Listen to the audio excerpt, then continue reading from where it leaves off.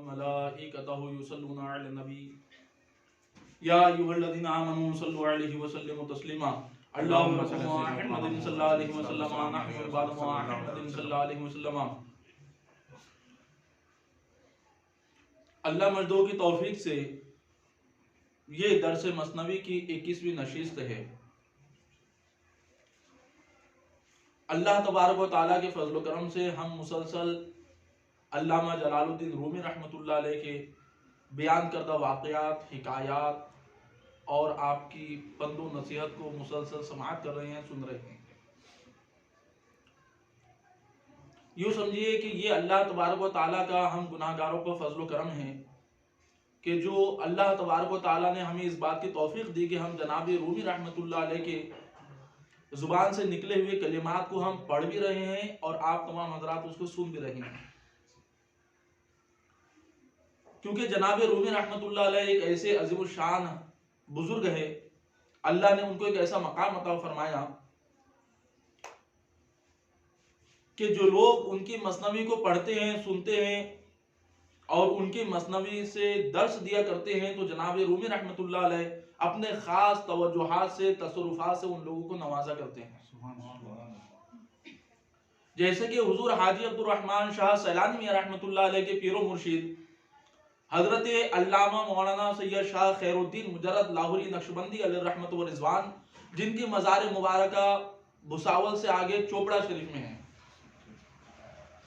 حضرت لکھتے ہیں کہ میں مثنوی شریف کو پڑھا کرتا تھا۔ دیکھیے بڑے بڑے اولیاء نے، اکابرین نے اس کو پڑھا ہے، اس کو سمجھا ہے اور اپنے مریدوں کو سمجھایا ہے۔ حضور خیر الدین اولیاء رحمت اللہ علیہ فرماتے ہیں میں اس کو پڑھا کرتا تھا، اچانک میں ایک ایسے حضرت کے قول پر، ایسے شعر پر پہنچا جو پڑھنے کے بعد مجھے سمجھ نہ آیا کہ حضرت اس سے کیا بتانا چاہتے ہیں، کیا سمجھانا چاہتے ہیں، میں اس کو سمجھ نہ سکا۔ فرماتے ہیں میں سو گیا، میں جب خواب میں اپنے آپ کو میں نے حضور سیدنا مولانا جلال الدین رومی رحمت اللہ علیہ کے مزار پاک کے قریب پایا، تو میں نے دیکھا کہ جلال الدین رومی رحمت اللہ علیہ اپنے مزار مبارکہ سے تشریف لائے اور جناب رومی رحمت اللہ علیہ نے جو شعر میں سمجھ نہ سکا تو حضرت نے وہ شعر مجھ کو سمجھایا، اور پھر میں نے اس کو سمجھنے کے بعد اپنی کتاب چمنستان میں اس شعر کو سمجھ کر اس کا مفہوم لکھا، اس کا مطلب لکھا۔ تو پتہ یہ چلا کہ جو لوگ علامہ رومی رحمت اللہ علیہ کی کتاب کو پڑھتے ہیں تو اور سنتے ہیں تو وہ تمام حضرات جناب رومی رحمت اللہ علیہ کے نگاہ تصرف میں وہ سب ہوا کرتے ہیں۔ تو آئیے آج بھی جناب رومی رحمت اللہ علیہ کی ایک حکایت جو حضرت نے بیان فرمائی سماعت کرتے ہیں۔ جناب رومی رحمت اللہ علیہ ارشاد فرماتے ہیں پندے پیرا را پذیرا شو بجاں تارہی از خوف و مانی در امام۔ فرماتے ہیں اولیاء اکرام کی نصیحتوں کو قبول کر لو۔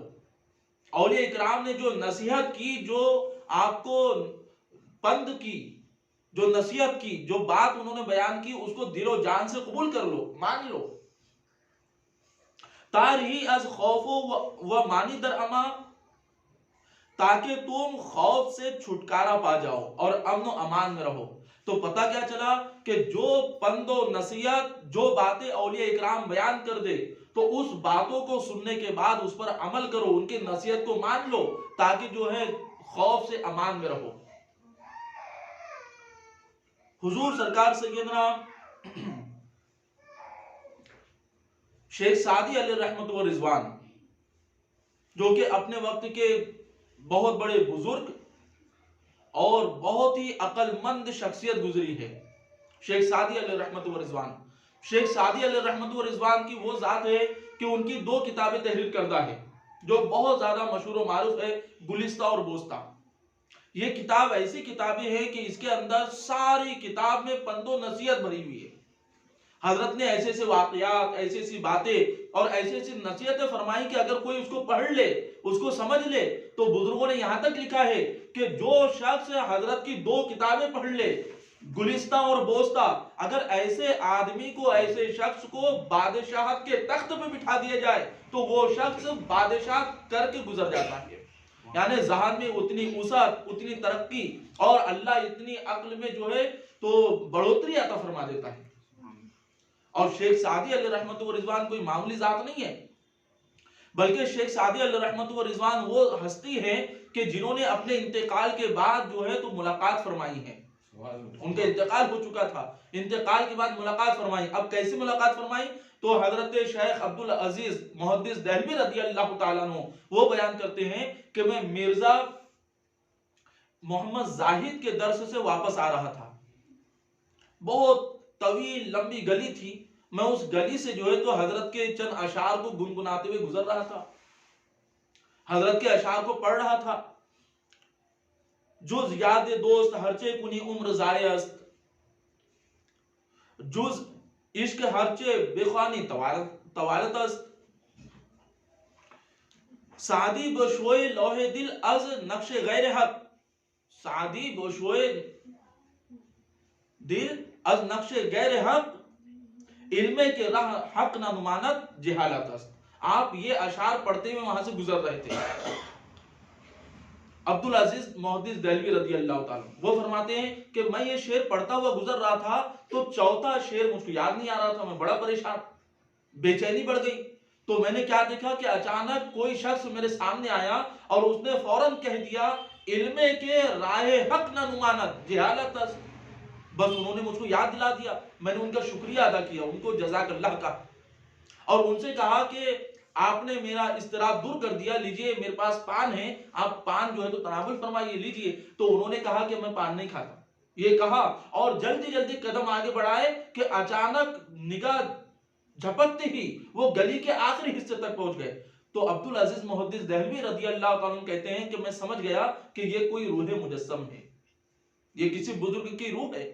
तो मैंने आवाज दी कि हुजूर आप जरा अपना नाम तो बता दे ताकि मैं इसाले सवाब करूं, आप पर आपके लिए कुछ पढ़कर बख्श दिया करूं।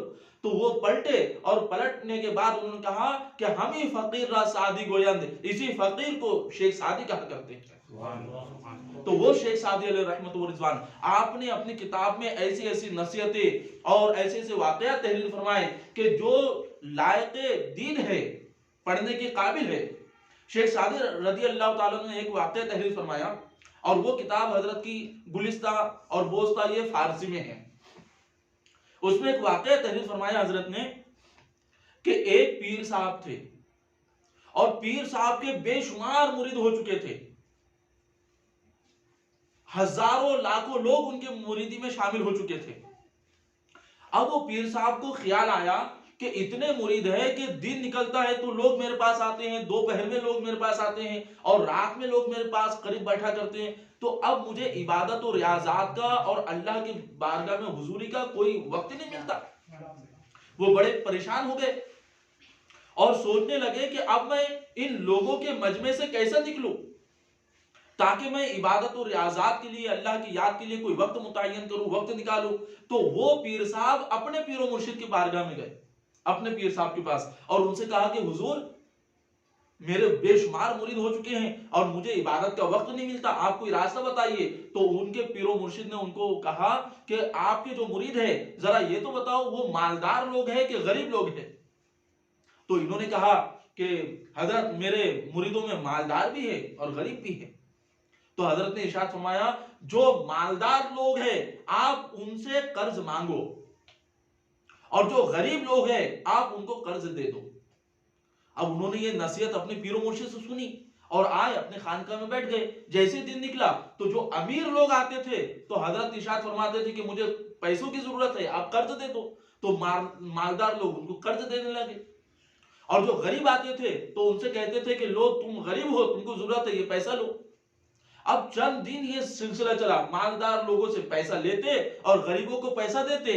अब जब मालदार लोगों ने देखा कि हम पीर साहब की बारगाह में जाते हैं तो हजरत पैसे मांगते हैं, तो मालदारों ने हजरत की बारगाह में आना बंद कर दिया اور غریبوں نے دیکھا کہ ہم جو ایک بار حضرت سے قرض لے لیتے ہیں تو ہم چکا نہیں سکتے، تو وہ نہ چکانے کی وجہ سے وہ بھی حضرت کی بارگاہ میں آنا بند کر دیے، تو سارے لوگ حضرت کی بارگاہ میں آنا بند کر دیے، اور حضرت نے اپنا وقت عبادت الہی کے لیے فوراً نکال لیا۔ تو پتہ کیا چلا کہ ان کے پیر و مرشد نے جو نصیحت دی تھی تو انہوں نے ان کی نصیحت پر عمل کیا، تو ایسا ہوا نہ تو لوگوں میں جو ہے تو بدگمانی پیدا ہوئی اور نہ کچھ معاملات خراب ہوئے، اور ان کا بھی جو ہے تو معاملہ درست ہو گیا۔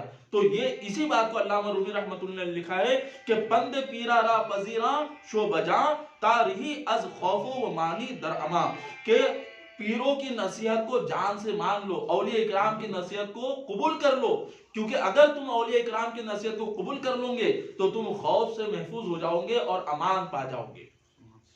یہ نصیحت کا معاملہ ہے اولیاء اکرام کی۔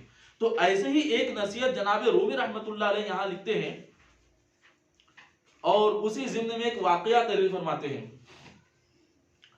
آ شنیدی تو کے در ہندوستا دی دانے گروہ دوستا، فرماتے ہیں کہ ہندوستان میں ایک بڑا عقل مند آدمی تھا جس نے اپنے دوستوں کو کسی جنگل میں دیکھا۔ بڑا عقل مند شخص تھا ہندوستان کا، وہ شخص جنگل میں کہیں گزر رہا ہوگا اور اس کے دوست اس کو وہاں نظر آ گئے جنگل میں۔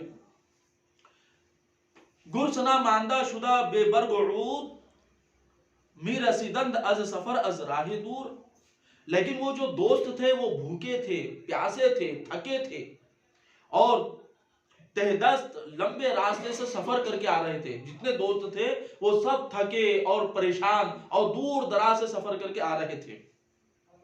مہر دانا بیش جوشید و بگفت خوش سلام شام و چوب گل برشگفت، یہ عقل مند کی محبت ابھر گئی، جیسے ہی اپنے دوستوں کو دیکھا تو اس کا چہرہ پھول کی طرح کھل گیا، اور اس نے محبت کے جوش میں اپنے دوستوں کو سلام کیا، دوستوں نے جواب دیا۔ گفت دانم کر تجو واضح خلا جمع آمد رنجتا زی کربلا، اور پھر اس عقل مند شخص نے بولا کہ مجھے معلوم ہے کہ تم لوگ بھوکے ہو اور بھوک کی وجہ سے بڑے پریشان ہو، تمہیں کھانے کی ضرورت ہے، لیکن تم ابھی جنگل میں ہو، اس لیے بھوک کی تکلیف میں ایسا محسوس ہوتا ہے کہ تم کربلا کے میدان میں آ گئے ہو، اتنے پریشان ہو تم، مجھے معلوم ہے۔ لائک اللہ اللہ اے قوم جلیل تا نباشد خرد تا فرزند پیل،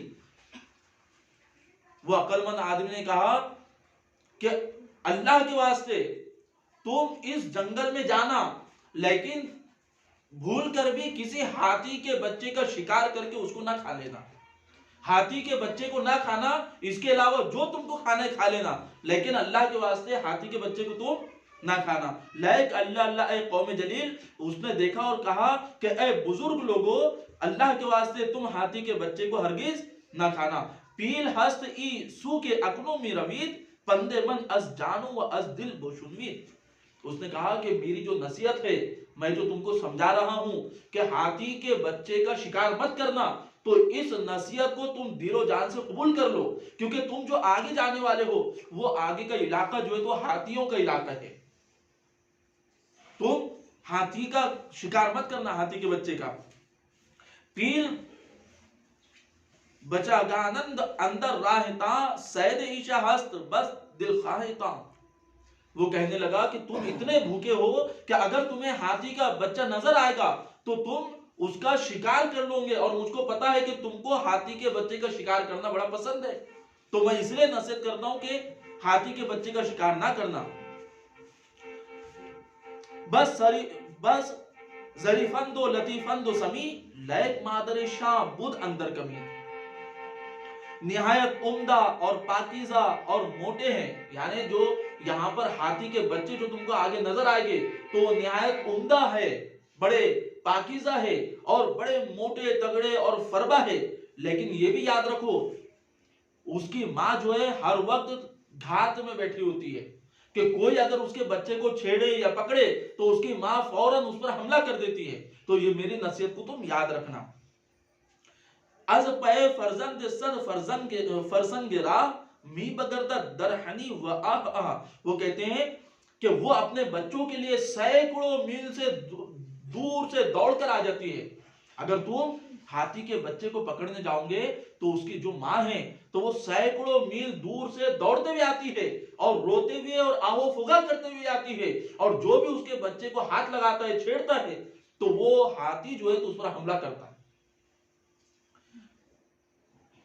دود آتش آید از خرطوم او، الحذر از کودک مرحوم او، اس کی سونڈ سے دھواں اور آگ نکلتی ہے۔ وہ جو اس کی ماں ہے، یہ بچوں کی ماں، ہاتھی کے بچوں کی جو ماں ہے، تو وہ اس قدر غضبناک ہوتی ہے بچوں کو چھیڑنے والوں پر کہ اس کے سونڈ سے دھواں اور آگ نکلتی ہے۔ الحذر از کودک مرحوم ہو، بس اس کے قابل رحم بچوں سے بچو۔ یعنی وہ عقل مند آدمی نے پوری نصیحت کر دیا کہ اس کے بچوں سے تم بچنا، اس کا شکار نہ کرنا اور وہاں سے گزر جانا۔ اتنا انہوں نے نصیحت کی، اور نصیحت کرنے کے بعد جو ہے وہ وہاں سے نصیحت کر گئے، اور نصیحت کے بعد وہ آگے چلے، اور اس کے بعد پھر کہتے ہیں اور مزید نصیحت کرتے ہیں کہ ہر دہارا پیل بوئے می کنت، گرتے میدا بر بشر برمی تنت۔ اور یاد رکھو، اگر تم نے دیکھ لیا کہ وہاں پر اس کی ماں موجود نہیں ہے، بچوں کی ماں موجود نہیں ہے، اور تم نے غفلت میں یہ سوچا کہ بھئی یہاں تو کوئی نہیں ہے، اور ہاتھی کے بچے کو تم نے پکڑا، شکار کر لیا اور وہاں سے گزر گئے، تو تم اس غفلت میں نہ رہنا، بلکہ ہر دہارا پیل بوئے می کنت، تم اگر اس کے بچے کے گوشت کو کباب بنا کے کھا بھی لوگے تو اس کی ماں آتی ہے اور وہ ہر کسی کے منہ کو سونگا کرتی ہے، اور جس کے منہ سے اس کے بچے کے گوشت کی خوشبو آتی ہے تو وہ اس پر حملہ کر جاتی ہے۔ انہوں نے اس طرح کی نصیحت کی۔ ہاتھی ہر شخص کے منہ کو سونگ لیتا ہے اور بشر کے معدے پر متوجہ ہوتا ہے۔ تا کجا یابت کباب پورے خیش، تا نیامت انتقام زور خیش، تاکہ کہیں اس کو اپنے بچے کا کباب کھایا ہوا معلوم ہو۔ وہ ہر کسی کے منہ کو سونگتی ہے، بچوں کی ماں، اور پھر جب اس کو پتا چل جاتا ہے کہ میرے بچے کا کباب اسے نے کھایا تو پھر اس پر حملہ کرتی ہے۔ تا کجا بوئے کباب بچرا، یابت و زخمش زند اندر جزا، اور پھر اس کی جزا میں وہ یہ کام کرتی ہے کہ اس کو زخمی کر دیتی ہے، اس پر حملہ کرتی ہے، اس کو مارتی ہے۔ گفت ناسے بشنوید ای بند من، تا دل و جان تا نگردت منتہن۔ جو عقل مند تھا، جو ناسے تھا، اس نے یہ نصیحت کر دی، اور نصیحت کرنے کے بعد کہا کہ دوستو میری یہ نصیحت کو سن رکھو، میری اس نصیحت کو سن لو، تا دل و جان تا نگردت منتہن، تاکہ تمہارا دل و جان مشکل میں مبتلا نہ ہو جائے، اس لیے میں تم کو یہ نصیحت کرتا ہوں۔ با گیاہو برگاہا کانے شوے، در شکار پیل بچگاہ کم روے۔ اگر تم کو کچھ کھانا ہی ہے تو تم درخت کے پتوں کو اور گھاس کو کھا کر قناعت کر لو، لیکن ہاتھی کے بچوں کا شکار کرنے کے در پہ نہ ہونا۔ تم گھاس اور پتے کھا لینا، لیکن ہاتھی کے بچے کا شکار کرنے کے پیچھے نہ جانا۔ من برو کردم زے گردن دامنس، جو سعادت کے بود انجامنس۔ انہوں نے کہا کہ میں نے تو اپنی گردن سے نصیحت کا قرض اتار دیا، یعنی میرا کام نصیحت کرنا تھا، میرا کام نصیحت کرنا تھا، اور نصیحت جو ہے وہ بڑی اچھی چیز ہوا کرتی ہے، اگر کوئی اس کو مان لے تو اس کے حق میں نصیحت بڑی اچھی چیز ہوا کرتی ہے۔ جس طرح بر رسولہ بلاغ باشد و بس، یعنی جس طرح رسولان اکرام جو انبیاء اکرام ہیں ان پر تبلیغ کرنا مقرر کیا گیا، یعنی انبیاء اکرام سے یہ نہیں پوچھا جائے گا کہ آپ نے ان کو عمل کیوں نہیں کروایا، بلکہ انبیاء اکرام سے یہ پوچھا جائے گا آپ نے ان کو کیوں نہیں پہنچایا۔ یعنی اللہ کا پیغام لوگوں تک پہنچا دینا یہ انبیاء کا حق ہے، عمل کروانا یہ انبیاء کا حق نہیں ہے۔ تو اسی طرح انہوں نے کہا اس دانا اور عقل مند شخص نے کہ میرا کام نصیحت کرنا تھا، اور اب اس کو ماننا نہ ماننا وہ تمہارا کام ہے، لیکن نصیحت پر عمل کرو گے تو یہ تمہارے لیے بہتر ہوگا۔ من بتبلیغ رسالت آمدم، تا ریحانم من شمارا از ندم۔ میں پیغام دینے کے لیے آیا ہوں تاکہ تم کو ندامت سے بچا لوں، ندامت سے چھڑا لوں، اس لیے میں نے تم کو پیغام دے دیا، پیغام دینے کے لیے آیا۔ ہی مبادا کے تماعتا راہ زند کمیں برگ از بے کہا تا برکنت۔ اور پھر وہ عقل مند شخص نے یہ بھی کہا انہوں نے کہ خبردار ایسا نہ ہو کہ طمع تمہاری رہزن بن جائے، تم لالچ نہ کرنا، تم میری نصیحت کو سننے کے بعد وہ ہاتھیوں کے رہنے کے مقام سے گزرتے گزرتے تم لالچ میں نہ پڑ جانا۔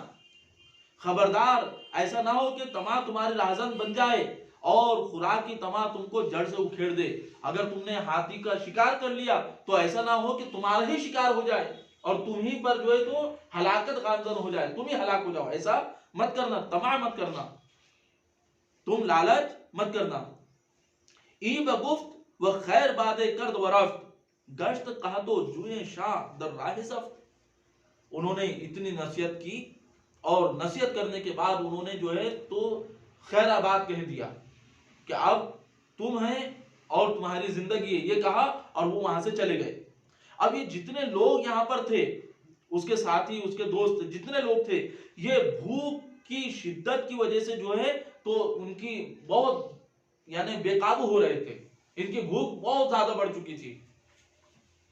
گشت قحط و جوئیں شاہ در راہ زفت، یعنی راستے میں خوراک کی نایابی، یعنی راستے میں ان کو تو کوئی کھانا پینا ملا نہیں تھا، اس وجہ سے ان کی بھوک میں اور شدت ہو گئی، بھوک میں اور اضافہ ہو گیا۔ ناگہاں دیدند سوئے جا دئے پورے فیلے فر بہے نوزادہی۔ اب وہ عقل مند نے نصیحت کی اور نصیحت کرنے کے بعد وہ تو چلے گئے۔ اب یہ تمام لوگ آگے بڑھے۔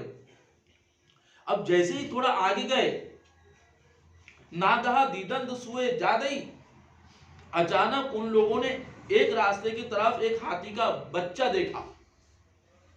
انہوں نے راستے میں ہاتھی کا ایک بچہ دیکھا، پورے فیلے فر بہے نوزادہی، اور وہ بچہ بڑا عمدہ، موٹا تگڑا اور ابھی ابھی پیدا ہوا تھا، نوزادہ بچہ تھا۔ ان لوگوں نے دیکھا، اب جیسی ان کی نگاہ اس ہاتھی کے بچے پہ پڑی، اندر افتادند چو گرگان مست پاک خوردند و فرو شستند دست۔ تو جیسے ہی انہوں نے ہاتھی کے فربا، موٹے تگڑے، عمدہ اور نوزادہ بچے کو دیکھا تو بھیڑیوں کی طرح اس پر کود پڑے، اس بچے پر، اور اس کا شکار بھی کیا، اور شکار کرنے کے بعد اس کو کھا پی کر کے اس کو ختم بھی کر دیا، صاف کر دیا اور اپنے ہاتھوں کو دھو بھی لیا۔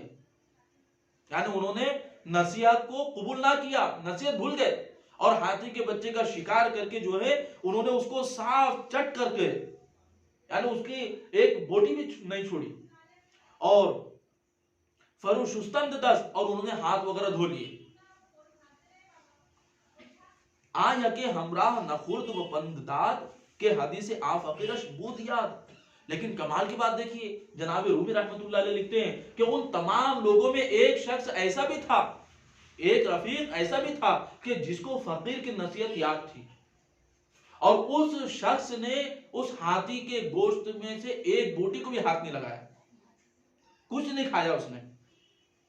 آیا کہ ہمراہ نخورد و پندداد، بلکہ وہ کھایا نہیں، بلکہ وہ اپنے دوستوں کو بولا کرتا تھا کہ ہم کو فلاں فقیر نے کہا تھا، فلاں عقل مند نے کہا تھا کہ ہاتھی کے بچے کے گوشتوں اور ہاتھی کے بچے کے شکار کے در پہ نہ ہونا۔ وہ سب کو یاد بھی دلاتا تھا، لیکن کسی نے اس کی بات پر توجہ نہ کی، لیکن اس نے خود نے نہ تو اس کا گوشت کھایا، نہ اس کا شکار کیا، اور نہ جو ہے تو اس میں سے ایک بوٹی بھی استعمال کی۔ حدیث آ فقیرش بود یاد، کیونکہ اس کو اس فقیر کی بات یاد تھی۔ اس کبابش مانے آمد آسخن بخت نو بخشت ترا عقل کہن۔ وہ فقیر کی بات اس کو اس بچے فیل کے کباب کھانے سے مانے ہوئی، یعنی اس کو یاد تھا کہ فقیر نے منع کر دیا تھا کہ مت کھانا، اس لیے اس نے نہیں کھایا۔ بخت نو بخشت ترا عقل کہن، علامہ رومی رحمت اللہ علیہ لکھتے ہیں کہ پرانا تجربہ تم کو نئی کامیابی بخشتا ہے، پرانا تجربہ تم کو نئی کامیابی بخشتا ہے۔ یعنی مطلب یہ ہے کہ اولیاء اکرام اور جو حکمہ ہوتے ہیں وہ بڑے تجربہ کار ہوا کرتے ہیں. جب اگر تم ان کے بات کو، ان کے قول کو، ان کی نصیحت کو مان لو گے تو سمجھنا کہ کسی نہ کسی کامیابی کے راستے پہ تم گامزن ہو جاؤ گے. بخت نو بخشت پورا عقل کہن، پرانا تجربہ تم کو نئی کامیابی بخشتا ہے. جس طرح اس امراہی کو فقیر کی سابقہ بات نے اب ایک نئی بلا سے بچایا. پس بیفتادند و خفتند آہما، آگر سنا پاسبانے ریما. ان لوگوں نے اس ہاتھی کے بچے کا شکار کیا، اس کو کھایا پیا، اور کھانے کے بعد وہ سب جا کر کے لیٹ گئے. بیفتادند سب کے سب جا کے لیٹ گئے، وہ خفتند آہما اور سب کو نیند لگ گئی، سب سو گئے. آگر سنا پاسبانے ریما، جو بھوکا تھا، جس نے ہاتھی کے بچے کے گوشت کو ہاتھ نہیں لگایا تھا، وہ پہرہ دار بن گیا، وہ پہرہ دینے لگا، سب سوئے رہے. اب وہ بھوکا جو تھا وہ پہرہ دے ہی رہا تھا کہ اس نے کیا دیکھا، دید پیلے سہم ناک کے می رسید اولن آمد سوئے حارث دوید. اس نے کیا دیکھا کہ ایک خطرناک ہاتھی جو ہے دوڑتا ہوا آیا، اور آنے کے بعد یہ جو حارث تھا، حارث کہتے ہیں پہرے دار کو جس نے گوشت نہیں کھایا تھا، وہ پہرے دار پر وہ ہاتھی لپک پڑا، ہاتھی لپک گیا. بوئے می کرد دہانش را سہ بار، ہیچ بوئے زو نیامت ناگوار. اور وہ ہاتھی اس پہرے دار پر لپکا اور 3 مرتبہ اس کے منہ کی بو اس نے سونگا ہاتھی نے. لیکن جب اس نے گوشت کھایا ہی نہیں تھا تو بو کہاں سے آئیں گی؟ ہاتھی نے 1 بار سونگا، بو نہ آئی، 2 بار سونگا، بو نہ آئی، 3 بار سونگا لیکن کوئی بو نہ آئی. اس کے بعد ہیچ بوئے زو نیامت ناگوار، اس سے جب کوئی ناگوار بو نہ پہنچی، چند بارے گردے او برگشت و رفت، مرد را نازارت آشہ پیل زفت. پھر کئی مرتبہ اس کے گرد چکر لگایا اور ہٹ گیا. یعنی اس ہاتھی نے اس پہرے دار کے ارد گرد چکر لگایا اور اس کے بعد اس کو چھوڑ کر ہٹ گیا، اور ہاتھی نے اس کو کوئی تکلیف نہ دی، چھوڑ دیا اس کو. مر لبے ہر خفترا بوئے کرد، بوئے می آمد اورا زا خفتہ مرد. اب وہ ہاتھی آگے بڑھا، اور آگے بڑھنے کے بعد جتنے لوگ وہاں پر سوئے ہوئے تھے سب کے منہ کی بو سونگنے لگا. وہ ہاتھی سب کے منہ کی بو جب سونگنے لگا تو بوئے می آمد اورا زا خفتہ مرد، تو جتنے لوگ وہاں پر سوئے ہوئے تھے کیونکہ انہوں نے اس کے بچے کا شکار کیا تھا، سب نے اس کا گوشت اور اس کا کباب کھایا تھا، تو سب کے منہ سے کباب کی خوشبو آنے لگی، بو آنے لگی.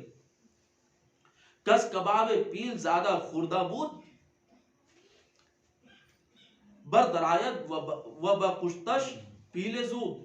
کیونکہ اس نے ہاتھی کے بچے کے کباب کھائے تھے، ان لوگوں نے ہاتھی کے بچے کے کباب کھائے تھے، بس ہاتھی نے فوراً اس کو پھاڑ ڈالا. یعنی جتنے لوگ سوئے ہوئے تھے ہاتھی نے سب پر ایسا حملہ کیا کہ سب کو پھاڑ ڈالا، وہ کشتش پیل زود، اور فوراً سب کو جان سے مار دیا. بر ہوا انداخت ہر یک از کراف، تاہمی زد بر زمین می کشت شکاف. وہ ہر ایک کو بے پرواہی کے ساتھ ہوا میں پھینکا کرتا تھا. اب ہاتھی جو ہے تو غصے میں آ گیا، وہ ہر ایک کو، ہر سونے والے کو، ہر گوشت کے کھانے والے کو وہ ہوا میں پھینکا کرتا تھا. تاہمی زد بر زمین میشت شگاف، یہاں تک کہ وہ زمین پر آ گرتا اور وہ پاش پاش ہو جاتا. یعنی ہاتھی نے ہر کسی پر حملہ کیا اور ہر کسی کو جان سے مار ڈالا. اب یہاں پر جناب رومی رحمت اللہ علیہ یہ واقعہ تحریر فرما کر یہ بات بتانا چاہتے ہیں کہ اے لوگو، اولیاء اکرام کی نصیحت کو ماننا لازم ہے، کہ جو لوگ اولیاء اکرام کی، دانا لوگوں کی اور جو لوگ عقل مندوں کی نصیحت کو مان لیتے ہیں تو پھر وہ لوگ کامیابی کی جانب بڑھ جاتے ہیں. جیسے کہ جناب رومی رحمت اللہ علیہ نے لکھا ہے کہ بخت نو بخشت پورا عقل کہن، کہ پرانا تجربہ تم کو نئی کامیابی دلاتا ہے، نئی کامیابی کی جانب لے جاتا ہے. تو اگر یہ لوگ اس عقل مند کی بات کو مان لیتے تو یہ سارے لوگ ہاتھی کے حملے سے بچ جاتے، لیکن انہوں نے کسی نے نہ مانا، لیکن ایک آدمی نے اس فقیر کی بات کو مانا تو ہاتھی نے اس کو بخش دیا اور وہ اس کی جان بچ گئی۔ تو پتہ یہ چلا کہ اولیاء اکرام کی نصیحتوں میں، اولیاء اکرام کی باتوں میں اور اولیاء اکرام کے اقوال میں اتنی تاثیر ہوتی ہے کہ قیامت تک جو کوئی کسی بھی اللہ کے ولی کے واقعات کو پڑھ کر، ان کے اقوال کو پڑھ کر اور ان کی پند و نصیحت کو پڑھ کر اس پر عمل کرتا ہے تو ساری زندگی جو ہے تو اس کی ترقی دنیا میں بھی ہوتی ہے اور اس کی ترقی آخرت کے معاملات میں بھی ہوا کرتی ہے۔ یہ ہے نصیحت۔ تو آج کے درس سے ہم کو یہ بات پتہ چلی کہ اولیاء کی نصیحت کو دل و جان سے قبول کرنا چاہیے، جیسے کہ مولانا رومی رحمت اللہ علیہ نے سب سے پہلا شعر یہی لکھا ہے، پند پیرا را پذیرا شو بجا۔ اولیاء اکرام کی، پیروں کی، بزرگوں کی نصیحت کو دل و جان سے مان لو، قبول کر لو۔ تارہی از خوف و مانی در اما، تاکہ تم خوف سے چھوٹ جاؤ اور امن و امان میں رہو۔ اب انشاءاللہ تبارک و تعالی آنے والی نشست میں، اس کے بعد کی جو نشست ہوگی، ہم اس میں ایک واقعہ آپ کو بیان کریں گے۔ وہ واقعہ ایسا ہے کہ ایک بہت بڑا بادشاہ تھا اپنے وقت کا، وہ راستے سے گزر رہا تھا تو راستے میں ایک اللہ والا، ایک فقیر بیٹھا ہوا تھا۔ تو وہ بادشاہ بڑے ادب سے آ کر وہ اللہ والے کے پاس بیٹھ گیا اور اللہ والے سے کہنے لگا کہ اے فقیر، آپ مجھ کو کوئی نصیحت کیجیے۔ تو وہ اللہ والے نے کہا کہ میں تم کو نصیحت کرتا ہوں، لیکن میں تم کو 5 نصیحتیں کرتا ہوں، لیکن ایک نصیحت 1 لاکھ روپے کی ہوگی۔ تو تم مجھ کو 5 لاکھ روپے دے دو، میں تم کو 5 باتیں بتاتا ہوں، اور وہ اتنی جو ہے تو لائق باتیں ہیں اور اتنی حیرت انگیز باتیں ہیں کہ وہ بادشاہ نے 5 لاکھ روپے فقیر کو دیے اور انہوں نے 5 نصیحتیں ان کو کی۔ اب وہ 5 نصیحت کون سی تھی اور وہ فقیر نے کون سی باتیں بیان کی، اور اس سے انداز لگائیے کہ ایک نصیحت 1 لاکھ روپے کی، یعنی اس دور کے 1 لاکھ روپے کی ایک نصیحت۔ تو انشاءاللہ تبارک و تعالی آئندہ نشست میں ہم 5 نصیحتوں کو بیان کریں گے، اور اللہ تبارک و تعالی سے دعا ہے کہ اللہ تبارک و تعالی ہمیں عمل صالحہ کی توفیق عطا فرمائے۔ کریمہ کار سازہ بند نواز رب قدیر، اے رب قدیر، رب ذوالجلال، تاجدار کائنات، رحمت عالم، جناب محمد مصطفیٰ صلی اللہ تعالی علیہ وسلم کے توسل سے رب ذوالجلال تمام مسلمانوں کی بخشش و مغفرت فرما، سب کے گناہیں صغائر و کبائر کو بخش دے، معاف فرما، سب کی جان و مال، عزت و آبرو کی حفاظت فرما۔ رب قدیر سب کے گھروں میں، کام کاروبار میں، علم میں، عمل میں، رزق میں، عمر میں برکت عطا فرما۔ رب ذوالجلال ہم سب کو جناب رومی رحمت اللہ علیہ کے روحانی فیوز و برکات سے مشرف فرما۔ پروردگار عالم دنیا آخرت کی خیر اور بھلائیاں عطا فرما۔ پروردگار عالم دلی مقاصد کو، جائز تمناؤں کو پورا فرما۔ رب قدیر ہم سب گناہگاروں کو اپنی بارگاہ میں توبہ اور استغفار کی توفیق عطا فرما، ہماری توبہ کو اپنی بارگاہ میں مقبول فرما، اپنے محبوبین کے دامن سے وابستگی عطا فرما۔ رب قدیر دنیا میں، آخرت میں، قبر میں، حشر میں، نشر میں، ہر جگہ اولیاء اکرام کی نگہبانی عطا فرما، اولیاء اکرام کی تائید عطا فرما، اولیاء اکرام کی امداد عطا فرما۔ رب ذوالجلال اپنے نیک بندوں کی توسل سے ہم سب گناہگاروں کو نیکوں میں شامل فرما۔ ان اللہ و ملائکتہ یصلون علی النبی یا ایھا الذین آمنوا صلوا علیہ وسلموا تسلیما۔ اللہم رب محمد صلی اللہ علیہ وسلم، نحن عباد محمد صلی اللہ علیہ وسلم، سبحان ربک رب العزت عما یصفون وسلام علی المرسلین والحمد للہ رب العالمین۔